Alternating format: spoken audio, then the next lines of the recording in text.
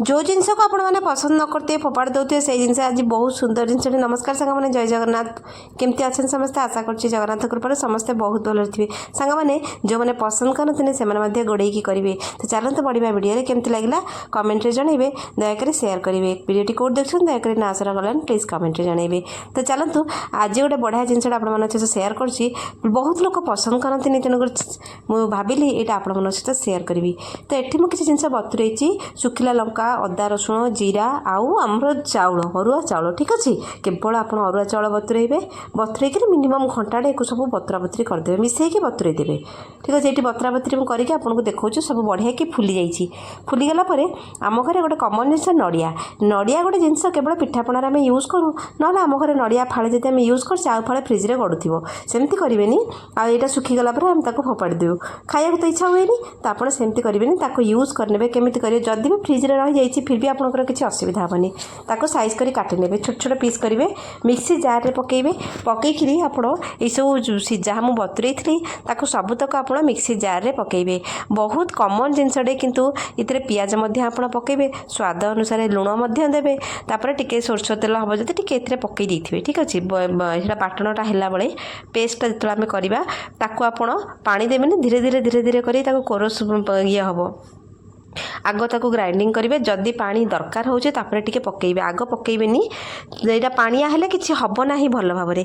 तो देखंतु मु धीरे धीरे करी ताकू बाटुचे तापर टिके टिके पानी दउची हमर पानी रे कंसिस्टेंसी आपण कंसिस्टेंसीटा टिके चेक करुथिबे पूरा बहलिया हबनी कि पूरा पानिया हबनी कि मीडियम भी हबनी। देखंतु एमिति एटा कोरस बटा हबो एटा कि पूरा पेस्ट भी हबनी दरदरा दरदरा हेकि रहउथिबो।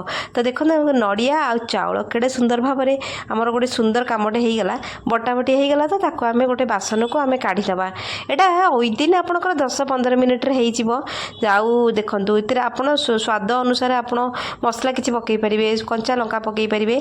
तो देखो हाथ में भल भाव में एमती पिठौ भाया करने टिक्की भाया करने केवल एक पैन रे बसइबे सोरिष तेल पकईबे आउ किछि भी एथिरे ऐड करेंगे रिफाइन तेल किछि तेल देवे नहीं सोरिष तेल जो स्वाद थाए से तेलटा भल कि गरम हो गला कड़ई जदि कहते कड़ईटा भल कि ताती थी तापर नॉनस्टिक पैन जदि अच्छी किसी आप सोरिष तेल पकई भल कि तेलटा को गरम करेंगे तापर ये टिक्कीटा को आप कौन करेंगे तेलटा को भल कि स्प्रेड करने कर सारिक यहाँ कौन करेंगे आप पैन रे रखिए। हाँ वीडियोटी आप कौट देखते दयाकोरी ना आसरा गलन प्लीज कमेंट जनइबे आ शेयर करेंगे न खाइबा लोक खाइबे।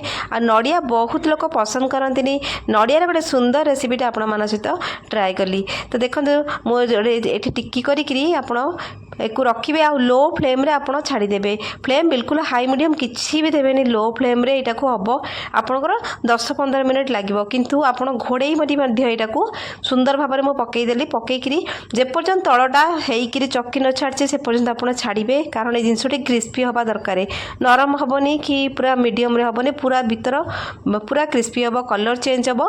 तो धीरे धीरे से तल छाड़ चक्की छाड़ आप चेक करेंगे देखो चक्की छाड़ी जाइए धीरे किना उल्टेबे कारण नड़िया पड़ी सफ्ट जिनस फाटीज भांगीज खसीज आप देखो आपण सामने मुझे करके देखा केड़े सुंदर नड़िया बरा आपरे नड़िया टिक्की कहींपारे से आई मैंने जेजेमा मैंने यही सब जिनस एमती बढ़िया बढ़िया तैयारी करते आउ चुली रे जो रोसई होता स्वाद खाइबार बढ़ी जाऊला।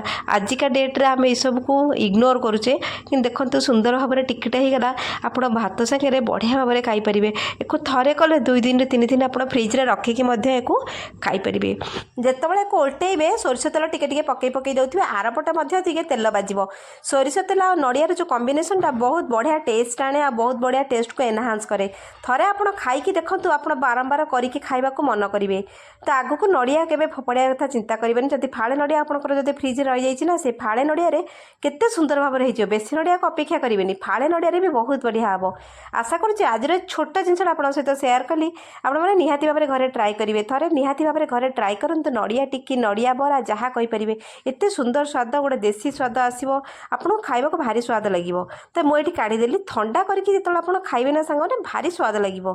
आ वर्षा दिने शीत दिने ना यहाँ आम देह को भी एनर्जी मिल गरम रखिब आउ खाइबा को मध्य बढ़िया लगे। आप थे ये शीत दिन तो चली थे ट्राए करूँ थे करके खातु देखु फाड़े नड़िया मोर केते गुड़ा होगला। तो से फाड़े नड़िया आप पूरा परिवार करें।